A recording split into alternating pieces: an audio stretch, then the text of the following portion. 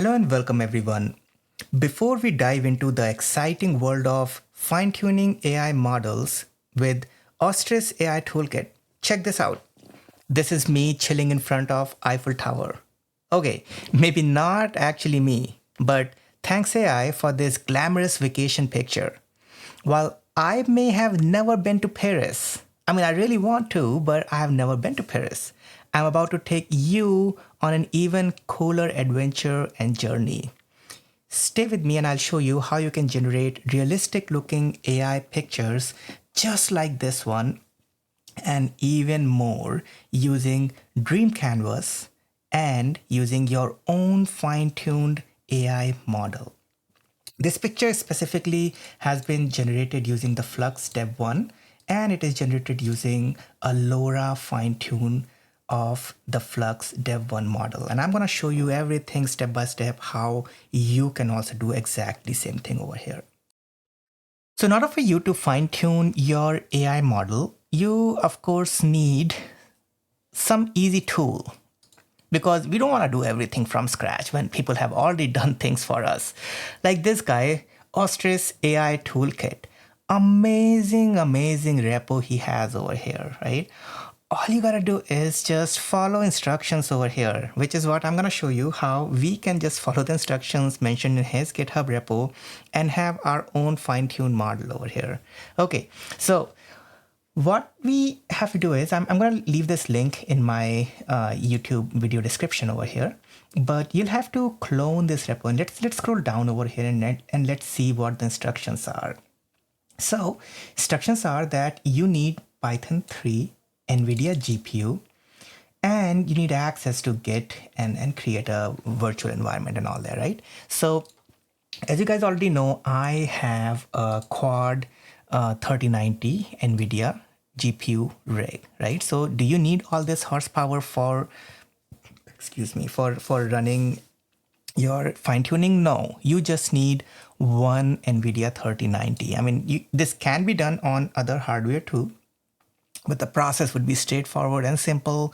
If you are having one NVIDIA 3090 remotely accessing on the server, so you do not want to have this 3090 having any kind of graphical user interface attached to it. So the best thing to do is to attach it to deploy a Ubuntu server on it. Server because there is no GUI, right? So if you go to my YouTube channel, you will see that I have a server build already done. So I'm gonna take you over here, go to playlist, and you can see there is a text to image playlist. You can either go over here or there is an AI server builds playlist over here too.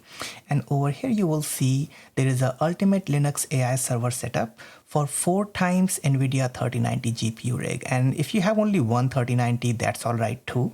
But if you have multiple, this shows you how you can set up your server, Ubuntu server on 3090, right? So you need to have that.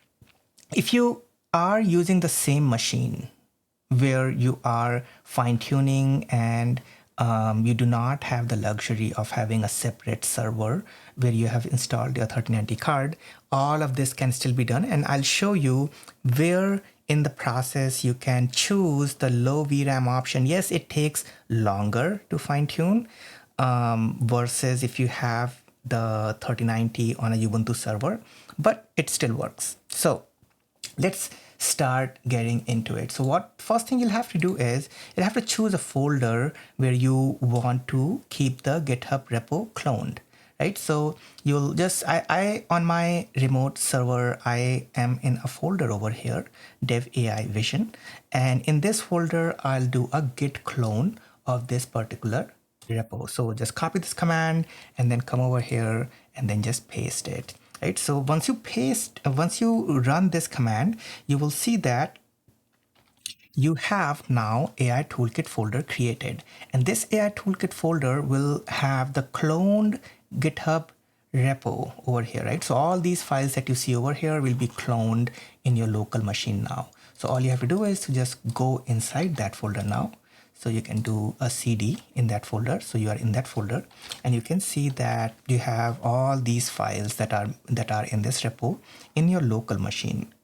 Now you have to run this command, git submodule update init recursive, right? So it will recursively update the submodules of this, and it will create more files within this folder. So if you want to see, I have a Visual Studio Code that can remotely open this particular folder on my AI server, right? So I have SSH'd into it using VS Code.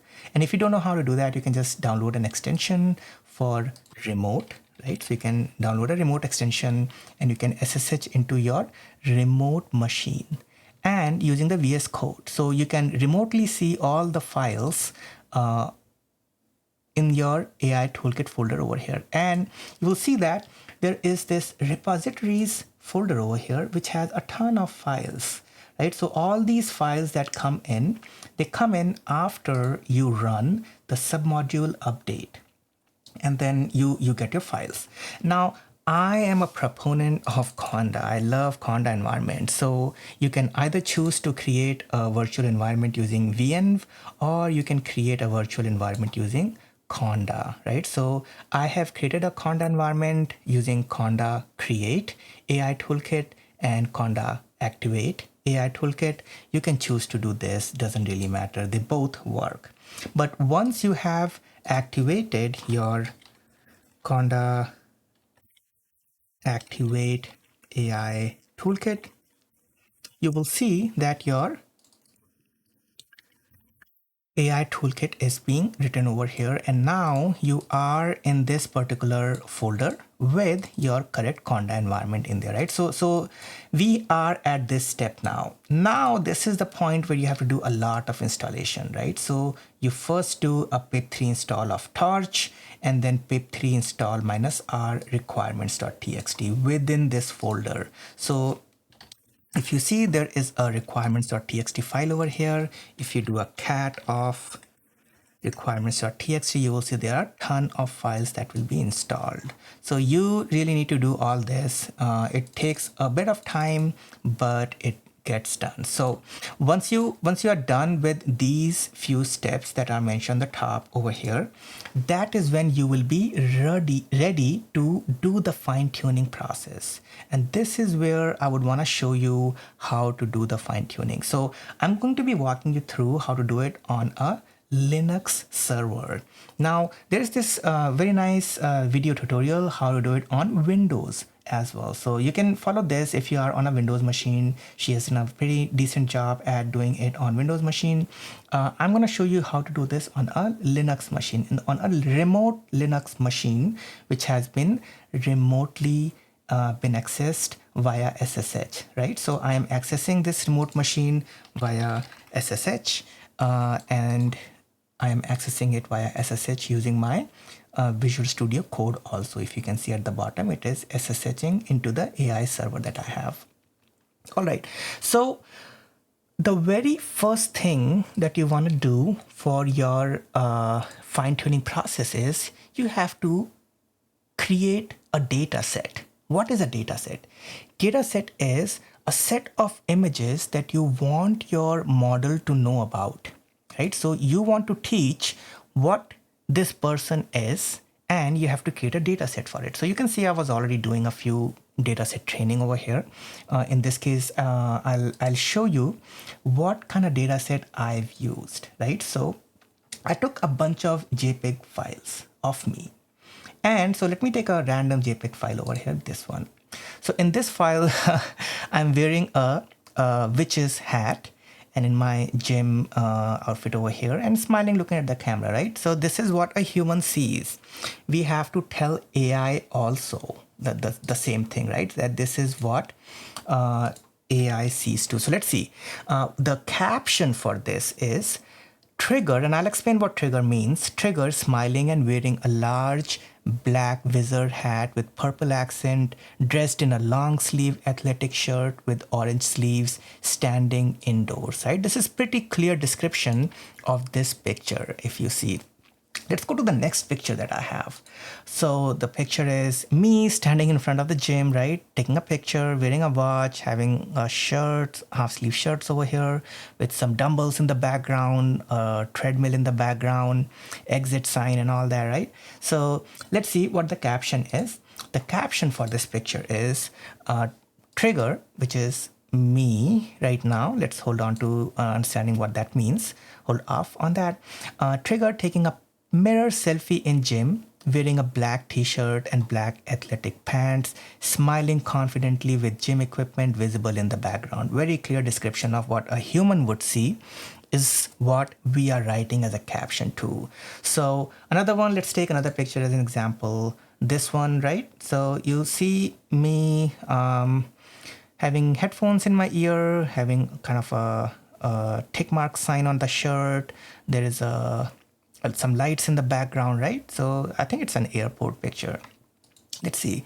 And the trigger for this, the caption for this is trigger, which is me smiling while seated indoors, wearing a navy blue t-shirt with a green arrow design with modern lighting fixtures and an airport terminal visible in the background, right? So pretty cool description. One last one, let's take me sitting next to a hand pump, right? So if you see, it says trigger smiling while crouching next to an old style hand water pump, wearing a red t-shirt and all that. Okay, you get the point. So the point I'm trying to make is in your data set preparation, if you've noticed the pattern, there is a picture and then there is a text. And the name of the picture and name of the text document is exactly same. The only difference being the text document has an extension of .txt. And please keep that in mind, and I'll show you where this .txt part comes into picture when we'll be going into the configuration of it. But step number one, create dataset.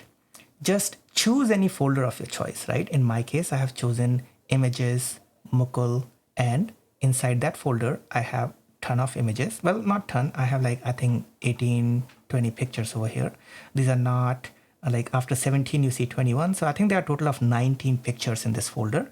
And there are 19 text documents. The key being every picture has a corresponding text document with it, right? So every picture needs to have exact same name, text document with it. And the text document will be describing what the picture is. And whatever is the person that you are training in the picture, you can change that name to trigger, right? You might have already seen it. In this case, instead of saying Mukul standing next to the hand pump, I said trigger next to the hand pump, right? So trigger is what you have to replace yourself with, right? So if you're training yourself, you have to just replace that thing with trigger. Okay. So collect at least, I would say 10 to 20 pictures. They are sufficient. 5 pictures are good too. And once you have collected a good amount of pictures, so the recommendation is that the picture should be very clear. They should be square. It works even if it is not square, but ideally 1024 by 1024 or bigger pixels, square only, and that the training works really well with that. But I was lazy. I just chose regular portrait pictures from my camera cell phone, and it worked just fine for me. Okay, so now that you have prepared a data set, just remember the folder location of this data set, right? So in my case, in that vision folder, there is a images folder, and then there is a Mukul folder. Inside that I have created these pictures. On top of it, I have actually created a helper Python program. You don't need that. In this folder, you don't need that. So all these 3 other things that you see in this folder, you do not need. So these 2 files are created during the training process. These are not needed at all. And I'm actually going to delete it so they don't cause any confusion for you. So all this I'm going to delete permanently. So your folder should only have pictures and text. However, I have created a helper Python program. What does this Python program do? So you can just drop in a bunch of JPEG pictures, and you don't want to press F2 and rename each and every picture as Mukul_01, Mukul_02, and then create an empty text document and then write content into it. What this helper program does, it will just take all the JPEG files in this folder, right? So it will take all the JPEG files in an alphabetically sorted order, and it will rename every file to an inputted text. So when you run this main.py program over here, you will see that it will ask you to input what prefix you want to use. So in my case, I chose the prefix of Mukul, and then it renamed all the files as Mukul01, Mukul02, Mukul03, and just like that. And it created a text file corresponding to each image file. So just a helper program. It saves a lot of time. It renames the JPEG files and creates the empty text files. Do you need that? No. If you are a manual person, you can choose each and every JPEG file that you have and manually name them, but this Python program helps with renaming process. Okay, so dataset creation is done at a point where you have all your JPEG files and all your text description files with trigger in it. Okay, so now that your dataset is created, we can go to the folder where your AI toolkit has been cloned from GitHub, right? So let's go to this AI toolkit folder, and now you have to go to the config folder. So inside config folder, there are some examples. These three options you will not see. These are my personal configs, but I'll show you how to create these configs also, right? So in your case, you'll have this examples folder. When you open this examples folder, you will see there are a ton of different examples mentioned over here. Today, I'm going to be training the Flux 24 GB YAML, this particular file. So I'm going to be customizing this file for me. So why 24 GB? Because this is the file that is curated for GPUs with 24 gigs of VRAM, like NVIDIA 3090 that we have. So I'm going to take this file, make a copy of this file, right? Make a copy of this file outside of this examples folder, right? So outside of this examples folder in the config folder. So I'll make a copy of this in the config folder and paste it. So now I have this outside of the examples folder. This is the point I'm trying to make, that we do not have the config file in the examples. We have it outside of the examples over here. Perfect. So once you have this file, you can rename it to whatever you want. 1 second, you can press F2. You can then rename it to underscore, let's say, Nathan over here. So now let's take a look at different attributes and parameters that exist in this particular file, because this is where most people get confused on how to do the fine tuning. There are so many different parameters and I'm getting lost. How do I configure each and every parameter? So let's go deeper into it. So let me show you one of these YAML files that I have customized already. It will be easier to see that. So let's take a look at this particular YAML file. And let me scroll to the top. And there we go. So the very first thing that you will see, that the name of the model that we are training over here, right? So this will be used for the folder and the file name where the outputs are saved, the Mukul dev name over here. Then the process is of type SD trainer. So this specifies the type of the process to be executed. And here SD trainer refers to the training of a model using stable diffusion based architecture. So the training folder is the output dev, which is the root directory where the training sessions, samples, weights, and all those things will be saved. So if you see over here, there is a outputs folder and then dev folder, and this is where all those outputs will be saved. All right, so you see inside dev folder, there is a Mukul dev, and this is where all the outputs are being saved. And there were some extra files that were saved over here. I deleted them for now, but this is where all of your content will be saved. All right, so performance log every 1000. So the model will be logging the performance statistics at every 1000 steps. Now, device CUDA 1. What does that mean? This is important. So in my GPU rig, you see there are 4 GPUs, 1, 2, 3, 4.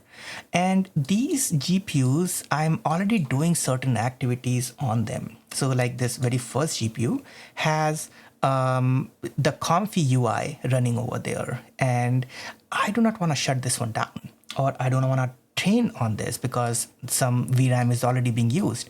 These 2 GPUs have a Llama 3.1 model running on it, and I don't want to train on these either. I only want to train on this particular GPU. How do I do that? The CUDA number for this GPU is 1. Right? So the CUDA number is 1. How am I even seeing this interface? Let me do Control C and I will show you. There is a NVIDIA SMI command that you can run. And with watch -n 0.1 means refresh the NVIDIA SMI command every 0.1 seconds. Right? So if you hit enter, you will see this is being refreshed every 0.1 second, and you are seeing the statistics of your GPU's update every 0.1 second over here. So in this case, you see, this is the free GPU that I have where neither Llama is running nor ComfyUI is running, right? So this is where I want to perform training. The CUDA number of this is 1. And that is why I have specified the device over here as CUDA 1 over here. Now, let's move on to trigger word, right? So this is why when you were putting in your captions, when you were putting trigger, this is what gets inserted on the fly when we are doing the training. So that's why we were just saying trigger is crouching next to the hand pump, right? Instead of saying mukul is next to the hand pump. And this should be really unique. So because my name is pretty unique, so I'm okay with that. But normally what you would want to do is like M1 S3 KG file, like whatever, some random combination, unique combination over here that would not be possible for the model to have been trained on in the past, right? So make sure you choose something quite unique that the model may not be able to figure out from its past learning that this word exists. So create a new unique random word over here. Okay, now network type LoRA, right? And this is the most important aspect of it. So LoRA means low rank adaptation, and LoRA enables efficient fine-tuning by adding only a small number of parameters to be trained in the model. So you do not train the whole model, you only train a small bit of it. And then linear 16 and linear alpha 16, these are the parameters that define the rank of the low rank approximation in the LoRA network, right? So what it does is it controls how much of the original model will be retained versus how much of the new data will be learned, right? So it's a balance between the retaining of the previous versus learning of the new model, right? Now, D-type float 16. So precision is huge in all these models, right? So this specifies that the precision format to be used for saving the model. And so in this case, it's the half precision, right? Float 16 to save the memory. We do not have unlimited amount of memory. We have only 24 gigs of VRAM. So that's why we are using float 16 over here. Now, save every 200 steps. This is like if your GPU crashes a lot, what I've done is lower this number to 100 maybe. So every 100 steps it will save, and I'll show you down below that what are the total number of steps. And max steps saves to keep 4. So you do not need a ton of previous saves, right? So what these save steps are, let's say you are doing 1000 steps overall and your GPU crashed after learning 800 steps, right? So if you have saved every 200 steps, then it would have saved at 200, 400, 600, and 800 steps, right? So if you crashed at around 820 or something and you resume the process, it can resume from the 800th step. So save every, I think 100 or 200 is pretty good, and max saves to keep even 1 or 2 is good, but 4 doesn't hurt, right? You can leave it to 4 and then you can delete it after, like what I've done. So push to hub is false in my case. I want to keep everything local. The Hugging Face token that I've provided is a read-only token, so I don't want to push my model after it is generated to Hugging Face. But if you want to, you can generate a Hugging Face token of write access, and then you can store it in the environment file, and I'll show you where to do that. Now, dataset. You have already done the dataset preparation in step one I was showing you. So just specify the folder path over here where you can say that this is the folder that has the images and the corresponding text descriptions, right? Caption text, caption extension is txt. This is why I was saying that the file name of the images and the extension should match, right? And this is the extension format.txt that you have used over there. Caption dropout rate. Now, there's a probability of 5% where the captions will be randomly dropped. And this encourages the robustness in the model. Like sometimes the captions are dropped and the model is trained without the captions in it. And it has been shown, you know, the randomness so that you do not overfit the model, and it helps with the training process. Sometimes it doesn't really matter though, like 0.05 is very low number anyway. 95% of the files during the training process will have captions in them. And this shuffle token, true or false, so it shuffles the order of the words in the captions. And again, this is to improve the learning by preventing overfitting on a specific word sequence. So I say it's okay to leave it as true over here. Now, cache latent to disk. Do not touch it. Save the latents to disk. This improves the memory efficiency during the training. I would not touch this. If you are low on memory, leave it the way it is. Now, resolution. Like it says, Flux enjoys multiple resolutions. This specify different number of resolutions for the training, and the model will adapt to these varying resolutions. All right, now training, batch size 1, right? So the number of training samples to process in a single step. And if you have low memory, leave it as 1. Do not change this number again. Steps, 1000. So total number of training steps. And I think this is still way too much. I mean, 500 to 4000, 500 works good for me too. But you know what? I've chosen chosen this as 1000 over here. You can leave it at 1000 too. Gradient accumulation steps. So this controls how many steps are accumulated before performing the back propagation step in the training process. So this is useful when using small batch sizes, right? So train unit is true. This specifies whether to fine tune the unit part of the diffusion model or not. Train text encoder is false. This disables the fine tuning of the text encoder, which might not work efficiently for the Flux architecture anyway. So I think it should be okay, right? So if it is not supported, then why enable it? Now, gradient checkpointing is true. This enables the gradient checkpointing to save the GPU memory during training. And it is at cost of some speed, but if you do not have a lot of VRAM, this is again one of the parameters that we have to enable as true. But if you do have a big, huge GPU, a single GPU with a lot of VRAM on it, I'll disable it. If you have 48 or more VRAM on a GPU, then for sure go ahead, disable that. But for our use case, we'll keep it enabled. Noise scheduler is flow match, and this defines the scheduler used during training, and it controls how noise is applied to images at each step. Now, optimizer is Adam W8-bit, right? So this specifies the optimizer that is being used for the training process. And AdamW with 8-bit precision reduces the memory footprint again. And it is a good balance between the performance and the memory. So I can totally see why these defaults were chosen by Ostrich over here. So he chose these perfect defaults that could be used for 24 gigs of VRAM. And this is an amazing configuration that he has done for us. Now, learning rate, LR, this is the learning rate. And the learning rate, this controls how fast the model learns during the training process.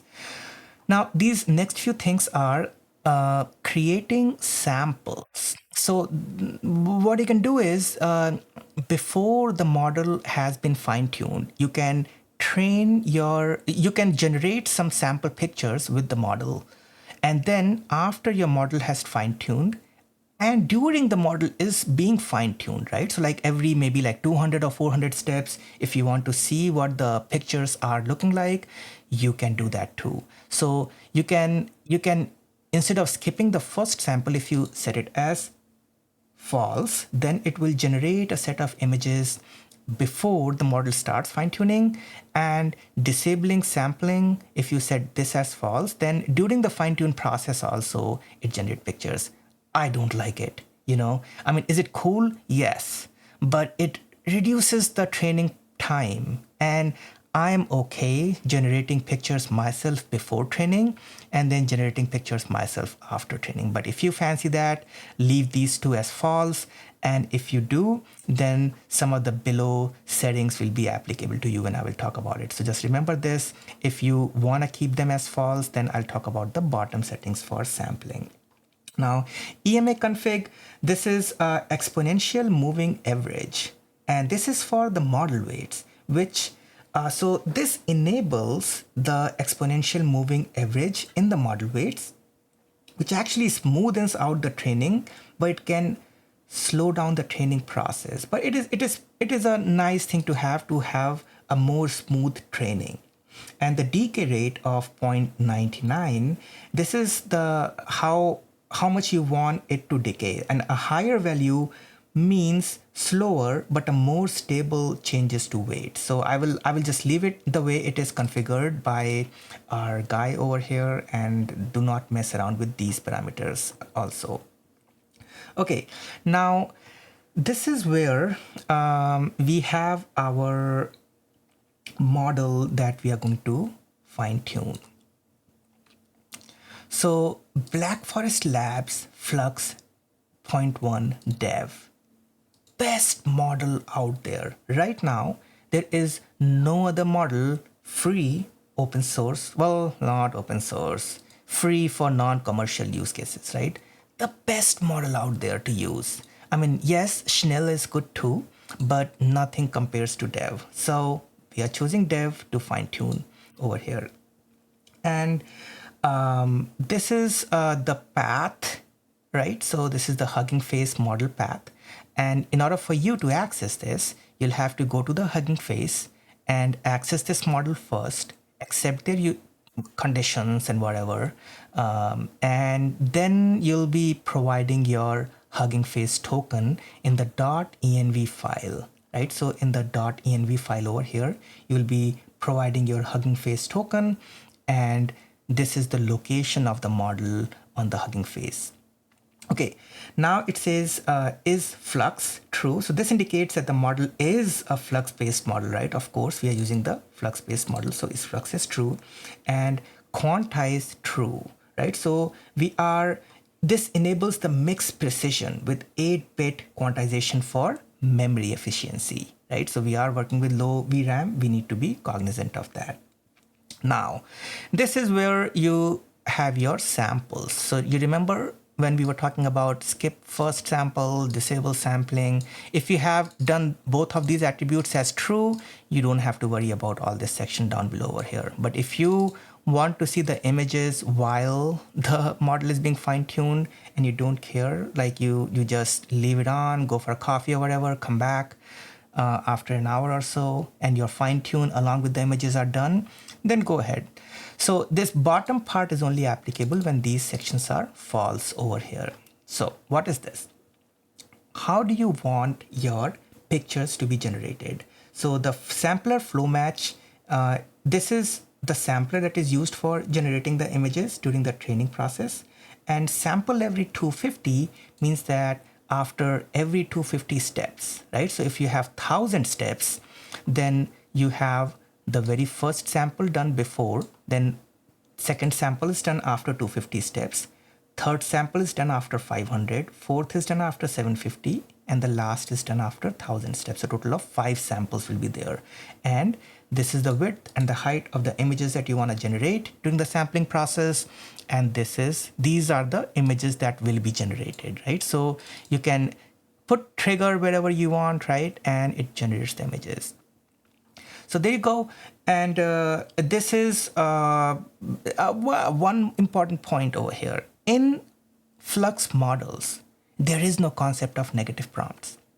So you have your positive prompt and that is it. There is no negative prompt. So you do not use your negative prompt over here. You have specified seed and all that. These are the regular, generation of image inference steps over here. And this last part is just for adding metadata for tracking the model's version or the author or whatever you want. Okay, so now that you are done understanding what this configuration file is, now you can start your process of fine-tuning. So let's go back over here on the AI toolkit again, and let's see what this guy is saying. Okay, low VRAM is equal to true, right? So let's talk about this. So in our case over here, so if you see, there was an option on line number 69, low VRAM. Now, if let's say your PC is connected to the same monitor where you have the GPU, then you most likely will have to enable this. Now, this will be at the cost of speed, but this will cause your VRAM utilization lesser. So it will offload some of the work to CPU, and it will take a little bit longer, quite a bit longer actually, but it will work. So the way to know is, see how I have only 4 megabyte of usage right now. This means that this is not attached to any particular monitor. If you do have monitor attached, a couple hundred megabytes are allocated right out of the box to the monitor, and that doesn't really work with the fine-tuning process, right? So if you have multiple GPUs attached to the same computer, I would recommend taking the HDMI out and plugging it into a different one, disabling this GPU one way or the other, having it as a pass-through to a VM or some other fancy measures that you can do. Otherwise, use it on a remote server where you can access the full VRAM, or enable the low VRAM option is equal to true. Just uncomment this particular section out. Okay, so now all that has been done. Let's go down over here, and this guy is saying the same thing for Flux.1 dev. This is the non-commercial license and all that. You have to get the Hugging Face token out, right? So sign into Hugging Face, accept the model access here. So let me click and show you. If I right click and open in a new window, it says over here. And because I have already accepted the license and conditions, it's not showing up for me, but there is a button right here. Yep, this is the gated model, right? So I have accepted the terms and conditions, and that is why I have been granted access to it. So you'll also have to just say, yep, I accept everything, I sell my soul to you, and then you'll have access to this model too. All right, so now that you have access to it, you can go ahead, generate a read key from Hugging Face. How do you do that? Again, click on this link, go over here, go to the read part of it, create whatever token name, training AI toolkit, that is fine, create a token, and then you will have the token over here, right? And this is right here, this is the token that is being created, and I'm gonna remove this token because I just showed to you guys what it was, and this is gone now. But you do not have to delete it, you create it and you keep it. Okay, all right, so now that you copied that token in there, just put it in the env file. Where is that .env file? So .env file is in the same folder, right? So in the same folder in the AI toolkit level, right, where all these things are, in the same folder you have .env file. If it does not exist, most likely it doesn't, just create a .env file and put your Hugging Face token in there, just like this, right? So you generated your key from the Hugging Face, just put HF token equals and paste your Hugging Face key over there and you'll be good. Now, once you have done this, rest of the steps are for Schnell model, and we can talk about that at some other day. I don't care about Schnell as much as I do about dev. So let's work on the dev model only today. So now that you have set up all of it, what do you do now? So the only command that you have to run now is, let's go to terminal, new terminal, make sure, make sure that you have the right, correct Conda environment or your virtual environment, right? So in our case, wherever you have installed all the libraries and stuff in the same Conda environment that we were working in on the start, right? So if you remember, there was this VENV that you have activated, this Conda environment. In my case, I had created AI-toolkit environment, and in your case, if you followed this, you have VENV over here. So in your Conda environment, from this AI toolkit, now you have to run the script, which is Python run.py and location of your config file, right? So in your case, there is this config file that you have to use, right? So we just created this config file, and this is the location of the config file. So Python run.py config slash train LoRA flux and whatever is the file that you have created, right? So this is the file that we've been looking at, and this was in the config folder right here, right? So it was originally a sample was in the example folder. We copied the sample outside of the examples folder and moved it in the config folder, a level up in the config folder. In the config folder, we renamed it. And then after renaming it, we just changed some of the parameters, right? So we told it which model we want to train. We told it what the folder path was and all that. And we said we do not want to sample and stuff. So this is our custom config file now. And what we are saying is that, hey, run the fine tune on this particular config file. Okay, so let's do one thing. Let's copy my original, this as, I'm going to rename this as underscore backup. And when I run this again, .yaml, when I run this again, it will rerun the same thing all over again, right? And this time around, I will change the trigger word. Instead of Mukul Tripathi, let me change the trigger word to something fancier.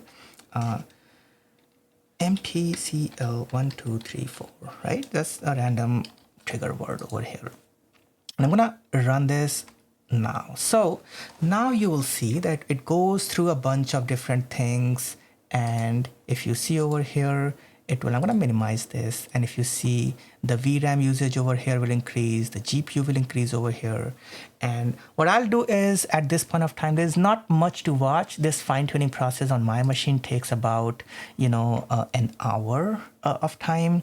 And I have also, reduced the power on this to 270 instead of 350. So that also plays a factor. But overall, this fine-tuning process takes approximately an hour. It creates a bunch of files over here for us. So if you see, one second, I'm going to minimize this. Over here, you see there is Mukul dev folder it just created. And it created a config over here from our main config. And it is performing tons of steps over here. And this is not fun to watch. I'm going to pause the video over here and come back once the model is trained.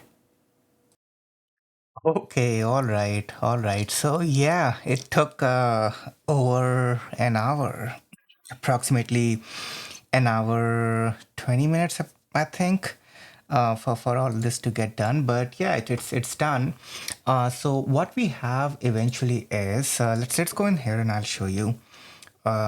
So in the CD outputs folder, and then CD Mukul underscore dev folder. No, ls minus la cd dev, then mockle dev. Right. So this is the file that we are looking for.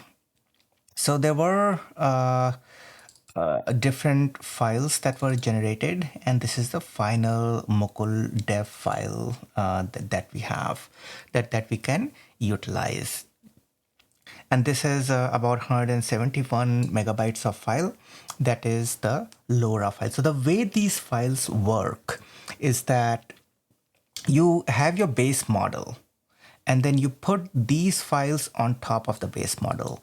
And the best way to understand this is by looking at the ComfyUI. So let's take a look at ComfyUI interface. So originally you would remember that your ComfyUI does not have all these different options. So it does not have this Flux guidance option. It has a negative and the positive prompt.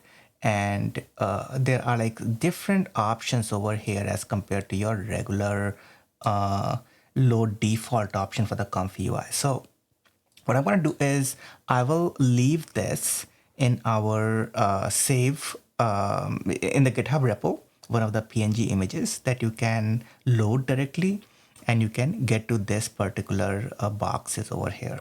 All right. And so let me reload this again. Okay, so the way this is working is this is your regular Flex dev checkpoint that you have. What you have to do is now you have to move the new LoRA checkpoint that you have created, right? So this is the regular Flux dev checkpoint. So let me just create an image without any LoRA in it, right? So I'm just gonna load the Flux dev model over here, right? And there is a positive prompt. The guidance, this is a new thing with the Flux models, right? So you have to provide the guidance over here. So the guidance of 3.5, there is no negative prompt, so that is empty over here.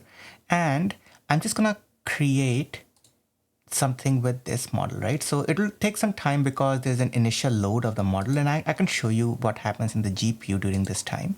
So you can see that this is the GPU that is being loaded with the model, the ComfyUI, and it is loading the model right now.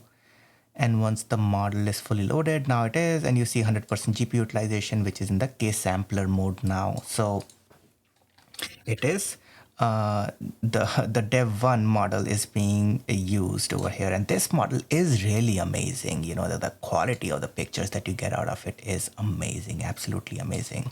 And you will see, yes, it does take a little bit of time, 20 steps, and for 1024 pixels, 20 steps take about maybe 30 seconds.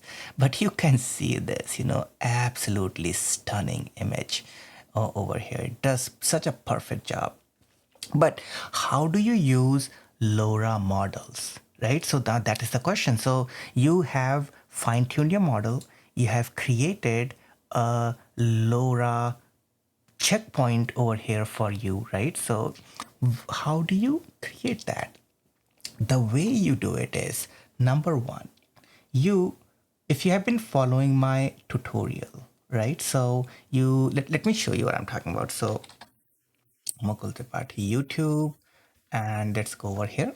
And on the playlists, you see there's a text to image playlist. And in this playlist, there are tons of videos, and you've been seeing how you can use ComfyUI and step by step how you can do it. So all these steps are being followed up until now, right?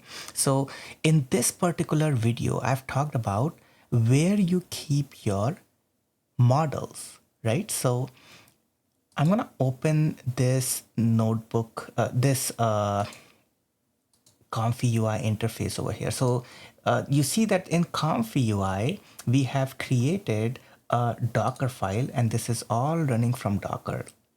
And then when we are actually running this, we have chosen our models to be in this particular folder, right?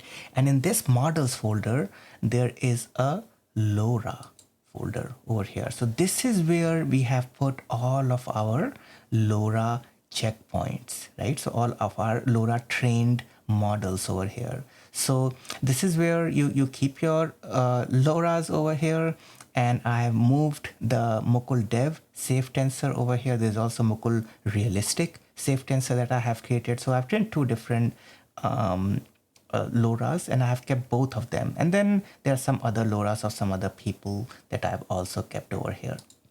Once you have moved the models to the right place, right, to the LoRA folder in the ComfyUI. So your checkpoints are already over here. So your Flux.1 dev FP8 safe tensor checkpoint is in the checkpoints folder, and LoRA, trained LoRAs are in the LoRA folder, right? So this is where when you go to the ComfyUI, you will see that the checkpoints are populated with the checkpoints. But where do you plug in the LoRA, right? How do you do that? So you can just double click anywhere in the open and you can say LoRA and you can say load LoRA, right? This is the one that we want to use. So load LoRA over here. Now the way to do that is your model will go and connect to the model in here, right? And your clip will go and connect to the clip over here. The out of the clip will go and connect to the input to this clip. And the out of the model will go from here and will connect to this model over here, right? So all you have done is, in a way, you have put the LoRA in front of the checkpoint. Essentially, this is what you have achieved by doing this, right? So you have your checkpoint, you have put the LoRA on top of the checkpoint, right? You have put LoRA on top of the checkpoint.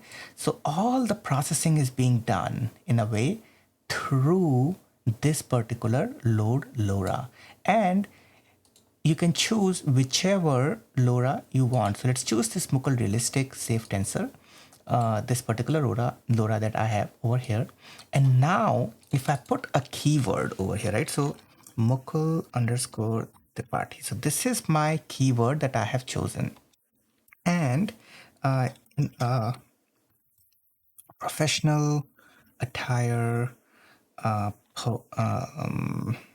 posing for a LinkedIn picture, right? Just making something up over here. And Mukul Tripathi in a professional attire posing for a LinkedIn picture, right? And let's just see. So guidance of 3.5, we have loaded our LoRA model over here, and let's just queue this prompt and see.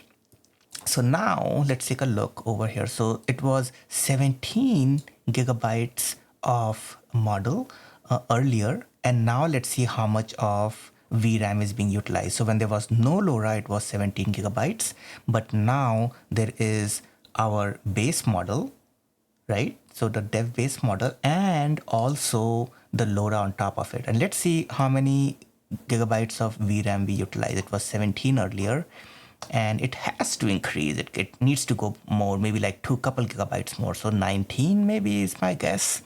Let's take a look. So it's increasing. Oh no, so it just increases exactly by 179 megabytes, whatever it was. Okay, all right. So it was 17.1 and it increased to 17.4, and the size of this LoRA was exactly that, 179 megabytes. So it just added on to it. Okay, so 20 steps for dev is pretty decent. Let's see. And yeah, it did a decent job. It did a decent job of making my picture. I mean, it does look a little different. So let me see Mukul Tripathi with facial hair, but bald, in a professional attire posing for LinkedIn picture, right? So let's do this. Cue the prompt again. And now the model is already loaded, so don't need to load again. It will just create a picture for me. And let's see if it creates the picture. So 20 seconds will take, 20 steps will take approximately like 30 seconds to generate a picture, but it is doing pretty decent job at it. So there we go. And let's see another picture. Yeah, well, I don't know. Yeah, maybe not, but kind of looks like me. Um, we can also do Mukul Tripathi, facial hair, bald, in front of Disney Castle. Let's do that. In front of Disney Castle. So I'm trying to be very specific with prompts because these models are very not safe for work. So I want to make sure that it doesn't generate something that I have to edit out of this video. Can I edit? Yes, I just do not feel like editing out anything from here. So let's hope it generates safe for work stuff for us. All right, and there you go, last couple steps over here, and boom. Okay, that is one version of me, definitely one version of me. Doesn't look very appealing, but anyway, so the point I'm trying to make is that you take your checkpoints, you put LoRA in front of it, and then you just continue your regular flow. And let's say if there was more LoRAs that you have trained, so let's say you have trained now another person's picture over here, right? So LoRA, and let's say you have one more model that you have trained. So let's say grandma's model over here. So how would you put two of them together? And it's actually simpler than you would think. You will take clip from here and take clip from here and put over here. You'll take model from here, and then you will take the model out of here and put into here. And that is it. You keep on chaining them. So you put one LoRa here, another LoRa in front of it over here, and you keep on chaining them, right? So this is how it is used. So now if I put the keyword that I used for grandma over here, and then I can say, hey, Mukul Tripathi and grandma. I don't remember what the keyword I chose for grandma, so I'll have to double check in there. But you can use both the keywords over here and in front of Disney Castle or whatever, right? And it will generate an image with two of us together. So this is something I wanted to talk about and share with you guys. Now, in the next video, I want to show you how you can adapt your custom configuration file from here, right? So I've shown you how you can save the API format. If you do not remember that, I encourage you to go and watch the how to build ComfyUI API endpoint, right? This particular video where I've shown you how you choose the endpoint generation. So once you are ready with your trained model, how do you embed it into Dream Canvas, right? So this is what we will do in the next video. So hopefully in this video, you got a good overview of how to fine tune your Flux model and how to use AI toolkit. What are the different parameters? How do you create your data set? And once you have done everything step by step, how do you load the checkpoint and load the LoRa in your ComfyUI? All right. Thank you everyone for watching, and I will see you guys in the next video.